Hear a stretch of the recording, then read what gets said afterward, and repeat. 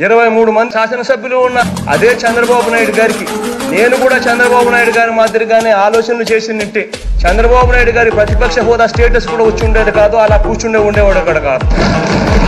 అవునయ్యా, నీకు తెలియకపోతే తెలుసుకో వాస్తవాలు. నేను కూడా నీ మాదిరిగానే ప్రలోభాలు పెట్టి నింటే, నేను కూడా నీ మాదిరిగానే మంత్రి పదవులు ఇస్తా రెడీగా కానియండి అని నింటే, నేను కనుక డోర్ తెరిస్తే నేను నోట్లో నుంచి మాట చెప్పడం లేదు ఎంతమంది ఖర్చులో ఉండాలని చెప్పి సంతోషపడండి.